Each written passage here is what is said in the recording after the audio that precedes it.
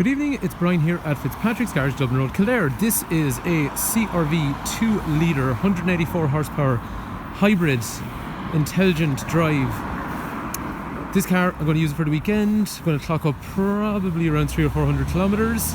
I'm going to show you exactly what it's really going to do, because this car, for me, I really want this car to be fuel efficient, to give people a really good alternative to buying a diesel car. So I'm going to drive it like a normal person drives a normal car. I'm not going to try and be economical. I'm not going to do anything like that. I'm just going to cruise and see where we end up.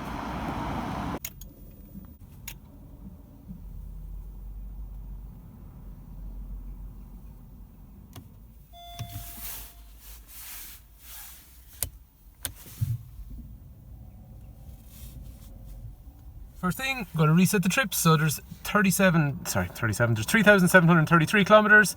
Reset 1, reset 2. Start off with, come on, 0. Let's see on our trip. Okay. Back in here. Come on. Right, actually maybe not through there. I made it through here. So at the moment, in terms of fuel, we now are on 0. There's 439 kilometers of fuel. We're down to 0 here. And let's see where we end up with this average on trip B. So as you can see, starting off my journey, I am in battery mode. So let's see where we end up. So I'm just going to cruise along here, see how far I can get on it. 25, 26, 27. What speed can I get to before the 35, 36, come on, get up to 50. I want to see how fast I can go before the petrol engine kicks in. Okay, petrol engine, 40 kilometers an hour.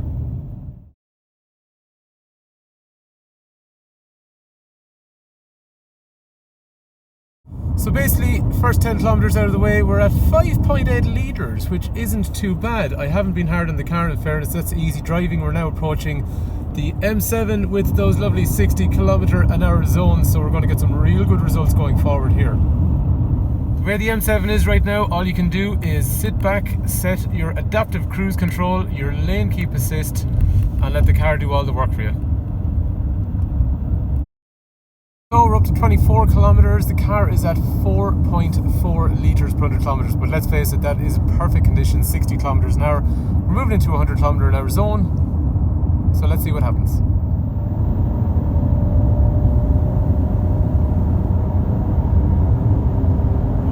About the really bad camera angle, but I'm just trying to find places to wedge the phone so I can actually keep my hands on the wheel. So watching what's happening at the moment, the car seems to cycle through different ways. So if you look at, through different drive modes. So look at that at the moment, it's gone into the battery. I'm doing 100 kilometers an hour and the battery is actually driving the car. Now it won't last maybe 20-30 seconds time. Keep going for a sec. Still going on battery. We're doing 102 kilometers an hour. Now the engine's kicked back in. So now we're getting basically engine and we're also getting battery. Now, as you see, the engine is driving the wheels and recharging the battery. But I'm pretty sure in a sec it's going to recycle back. Because I remember they told us this when they launched this car and I was going, that's not really going to happen. But it actually is. So watching it there, okay, with the engine's driving the car, it's recharging the battery. And I'm pretty sure in a sec that what's going to happen is the battery's going to kick back in and start driving the car. So, right, predominantly I am seeing engine driving the car, but let's see what happens in a sec. So it's recharging the battery. The battery I can see on my left hand side. I can't show it to you because I can't move the phone. Yeah, the battery's gotten back up to halfway. So now it's starting to... The battery is driving the car at 100 kilometers an hour, like a fully electric car. Wow, that is so cool. And I'm watching on the left hand side, the battery is depleting. Once the battery gets down to a level that's low, there you go, engine's kicked back in.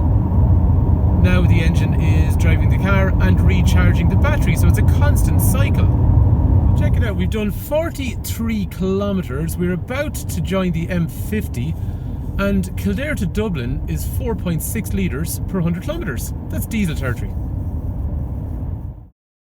So basically, I've gotten to the end of the M50 and run to the N2, which means in a few minutes we're going to be getting into 120 kilometres an hour. I have no idea where the fuel is. Let's see where we are right now. So 4.6, so we're still staying around that diesel territory at the moment. I'm going to be up to 120 pretty soon, so let's see what way we are at the end of the M2. Basically, I'm doing 120 kilometers an hour for about 5 kilometers now, and it looks like at 120 kilometers an hour, this is petrol only. It is recharging the battery. I see on the left here, the battery is almost full. Now, whenever we do slow down to probably 100 kilometers an hour or less, the battery will be able to do an awful lot more because it's so well charged. But at the moment, we are constantly running on the petrol engine at 120 kilometers an hour. So we're going to have a look at the end. It should be about maybe 10 kilometers. We'll see what kind of fuel efficiency it's done just on this particular part of the journey. Just coming to the end of our run at about 9 kilometers of 120 kilometers an hour. So 6.7 litres. Okay, that ain't a diesel, but compared to the petrol, that is definitely better. And it's not because the hybrid section, it's actually the hybrid is of no benefit in this case. But what is a benefit is the Atkinson cycle 2 litre engine, which is not like a normal petrol engine. It's a much more efficient engine. So as you saw, we were doing about 6.5, 6.6 on that 10 kilometre or so stretch at 120 kilometres an hour. We're now back on the N2 instead, so the speed limit here is 100 kilometres an hour, as you can see. Overall, we're at 5 litres, which is really diesel territory. It's been a good drive because you've got a really slow section on the M7. I've gone up the M50 in Dublin, and then I've come back onto the M2, which is 120 kilometres an hour, and back onto the N2, which is 100 kilometres an hour. So it's a good little mix overall. About 80 kilometres covered, and we're sitting at 5 litres. So it ain't bad. And I'm not trying here. I'm respecting the speed limits. I am not trying to be frugal. So unfortunately, the battery went dead at the end of that drive the other night. But to be clear, the car ended up, so that was leaving Kildare. So I was driving from Kildare up towards Dublin, down the M50, down the M2, way north, far side of Ashburn. So basically that was about 90 kilometres. The car ended up doing 5 litres per 100 kilometres. Did about 90 kilometres in it yesterday. And the car is now sitting at 180 kilometres covered down here, and then it's sitting at 4.9. And actually, one thing I meant to say was that other night when I was driving it, basically I had stopped and started quite a bit because every time I had to get the camera onto the clocks, I'd pull over, wedge it in, and then start up again. That is the worst type of driving, starting and stopping where you're accelerating up and down like that. So actually, to be fair, at 5 litres, I think this really is a credible alternative to a diesel car. But at the moment we're at 180 kilometres, 4.9. Most of yesterday's driving, granted it wasn't a motorway yesterday, but which I suppose 80 to 100 kilometres an hour, it is nice driving. But again, still a lot of start-stop driving. So 4.9 litres per 100 kilometres right now, and that is 180 kilometres covered. I'm going back down from me down into Kildare, so it's going to be another 70 or 80 kilometres. So let's see how we get on.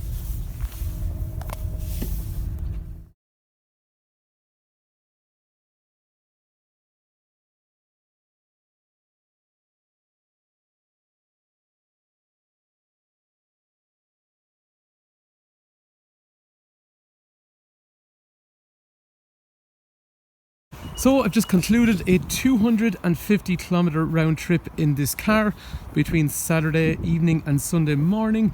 It's real damn good. That car at the moment, I'm going to show you in a sec, that is doing 4.8 or 4.9 litres per 100 kilometres. Okay, a couple of things though.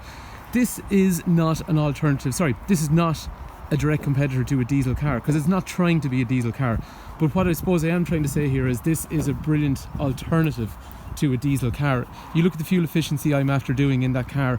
I mean, for that kind of a round trip, I think that's really, really, really good. And one thing about these cars, they make you a better driver. I was actually watching what I was doing. I wasn't doing anything stupid. I was keeping the speed limits, doing all the right things. But I'm watching people in diesel cars in front of me. They're speeding up, and then I'm just cruising up behind them when they come up to a junction. Like, they're in such a rush to get places. But the thing about this car, it's not trying to be a diesel car. It's actually, and here's the thing, it's way more comfortable to drive. It's so quiet. I mean, CRV already has the quietest cabin I've come across in years. But you couple that with an electric drivetrain with this kind of transmission, it is so quiet inside. It's such a nice place to be. It's an automatic, or sorry, it's not even an automatic gearbox, but you've no gears to change, so it's much smoother, quieter, nicer to drive.